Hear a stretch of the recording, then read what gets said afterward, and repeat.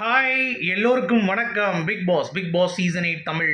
So இந்த வீடியோவில் நம்ம எவிக்ஷன் ப்ராசஸ் பற்றி இப்போ ஒரு நியூஸ் வந்து பார்த்தீங்கன்னா வந்திருக்கு. ஸோ இது வந்து நம்ம அஃபீஷியல் அப்படின்னே சொல்லலாம். ஏன்னா நிறைய பேர் இப்போ வந்து போட ஆரம்பிச்சிட்டாங்க, ட்விட்டர் இன்ஃப்ளூயன்சர்ஸும் போட ஆரம்பிச்சிட்டாங்க. ஏன்னா நான் ஏற்கனவே சொன்ன மாதிரி இன்றைக்கி 2 எவிக்ஷன், ஜெஃப்ரி அண்ட் அன்ஷிதான்னு சொல்லியிருந்தேன். ஸோ அதுக்கேற்ற மாதிரியே ஒன்று தூக்கிட்டாங்க. கார்டு எடுத்து ஜெஃப்ரி இருந்தாலும் ஜெஃப்ரியை சண்டே தூக்கியிருக்காங்க போல். சாட்டர்டே வந்து பார்த்தீங்கன்னா அன்ஷிதாவை தூக்கியிருக்காங்க அப்படின்ற அப்டேட்டு. ஸோ நம்ம கணித்தது கரெக்டு தான். So that is very very very good. சரி, என்ன திடீர்னு என்ன ஒரு பாயிண்ட் ஆஃப் வியூவில் அன்ஷிதா எடுத்தாங்க அப்படிங்கிறதை பற்றி தான் வந்து இந்த வீடியோவில் பார்க்க போகிறோம். ஸோ சப்ஸ்கிரைப் பண்ணிக்கோங்க, லைக் பண்ணிக்கோங்க வீடியோவை. சரியா, மறந்துடாதீங்க, ரெண்டையும் பண்ணுங்கள். இப்போ வீடியோக்குள்ளே போகலாம். ஸோ எவிக்ஷன் ப்ராசஸ் ரொம்ப சிம்பிள். ரொம்ப காம்ப்ளிகேட்டடாக இருந்தாலும், அதாவது சிம்பிளுங்கிறப்ப நமக்கு ஓட்டுப்படி இதுதான்ப்பா இவங்க தான் போவாங்கிறது ஈஸி. But it's complicated. நான் எதுக்கு சொல்ல வந்தேன்னா, ஒவ்வொருத்தவங்களுடைய ஓட்டிங்லேயும் வந்து நிறைய சேஞ்சஸ் வந்து இருக்குது. அதாவது இப்போ டாப்பில் இருக்கவங்களுக்கும் சரி, அடுத்து பாட்டமில் இருக்கவங்களுக்கும் சரி, பெரிய டிஃப்ரென்ஸ் இல்லை. இப்போ நீங்கள் கவனிச்சிங்கன்னா, நான் இப்போயே ஓட் பார்க்குறேன் பாருங்கள். மொத்தம் கேஷ் பண்ண ஓட்டு வந்து அன்அஃபிஷியலில் கிட்டத்தட்ட 7 லட்சம் ஓட்டு போட்டிருக்காங்க. அதில் 1,32,000 ஜாக்லினுக்கும் கடைசி இருக்கக்கூடிய அன்ஷிதாக்கு 80,000 இருக்குது. ஸோ 50,000 தான் மொத்தமே டிஃப்ரென்ஸு யாருக்கு, டாப்புக்கும் பாட்டமுக்கே. அப்போ அன்அஃபிஷியல்லே இவ்வளோ தான். அஃபிஷியல்லையும் வந்து கம்மியாக தான் இருக்கும். ஏன்னா அன்அஃபிஷியலில் நம்ம எவ்வளோ நாள் ஓட்டு போடலாம், போடுறேன் வந்து போட்டுகிட்டே இருக்கலாம். பட் அஃபிஷியலில் அது கவுண்ட் வந்து கம்மியாக தான் இருக்கும்.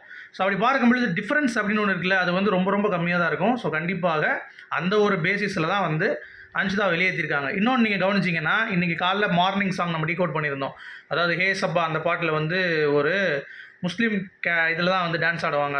அதுலேயும் வந்து அர்ஜுன் வந்து தூக்கி தூக்கி சுற்றுவார் அந்த பொண்ணை, அந்த ஆடக்கூடிய அந்த பாடலில். ஸோ அப்படி இருக்கும் பொழுது இதில் வந்து யார் தூக்கி சுற்றிட்டு இருக்கான்னு பார்த்தீங்கன்னா அன்ஷிதா தான் தூக்கி சுற்றிட்டு இருக்கான்.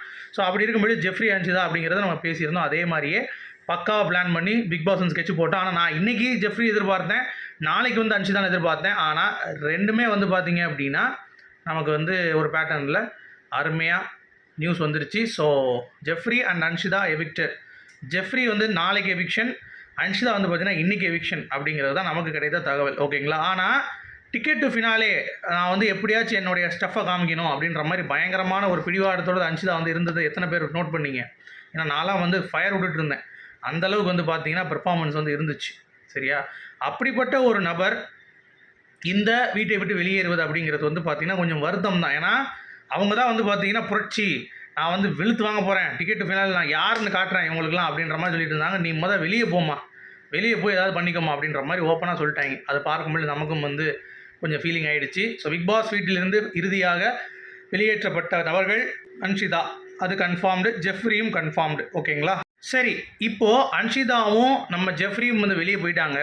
இப்போ யார் வந்து பார்த்தீங்கன்னா டிக்கெட் டு ஃபினாலேயில் உள்ளே ஆட போகிறாங்க? 10 பேர் அப்படிங்கிறது உங்கள் எல்லாத்துக்குமே தெரியும்.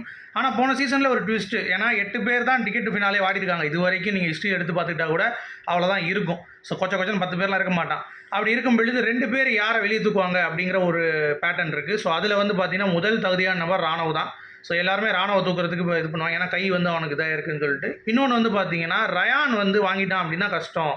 அவனை எவிக் பண்ணணும்னு ஆசைப்பட்டாங்க அப்படின்னா கண்டிப்பாக வந்து ரயானையும் தூக்கி வெளியே உட்கார வச்சுருவாங்க. ஸோ அது வந்து ரொம்ப சுவாரஸ்யமாக இருக்கும். ஏன்னா போன சீசனில் அர்ச்சனாவையும் விஜயவர்மாவையும் வந்து வெளியே உட்கார வச்சாங்க.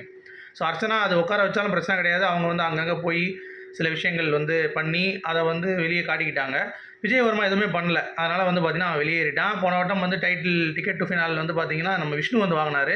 ஸோ இந்த வட்டம் அவர் வந்து ஆசீர்வாதத்தில் நான் வந்து ரயானுக்கு வந்து சொல்லிட்டு போகிறேன் அப்படின்ற மாதிரி சொல்லிட்டு போனார். ஆனால் இந்த வட்டம் ரொம்ப ஸ்மார்ட்டாக இருந்தாங்கன்னா அவங்க அக்கா வந்து எல்லா மூஞ்சிலையும் கறியை பூசணும்னு சொல்லியிருக்காங்க. ராயனை வந்து தூக்கி வெளியே உட்கார வச்சுட்டு அவங்க அக்கா மூஞ்சில் போய் கறி எடுத்துகிட்டு போய் பூசுவான்னு நினைக்கிறேன் ராயன். ஸோ அப்படி தான் நடக்கும் அப்படின்ற மாதிரி எனக்கு வந்து ஃபீல் ஆகுது. ஸோ நீங்கள் என்ன பார்க்குறீங்க? இந்த எவிக்ஷனை நீங்கள் எப்படி பார்க்குறீங்க? இதனால் கேம் டைமென்ஷன் மாறுமா? ஸோ பவித்ரா எப்போ எஸ்கேப்ரா சாமி, அவங்களும் வந்து பார்த்தீங்கன்னா ஒரு நூலிலையில் தான் தப்பிச்சிருக்காங்க அப்படின்றது தான் செய்தி. நூலிலையில் தான் தப்பிச்சிருக்காங்க. ஸோ மீண்டும் சந்திப்போம். உங்களுடைய கருத்துக்கள் சொல்லுங்கள். தேங்க்யூ. குட் பை கை.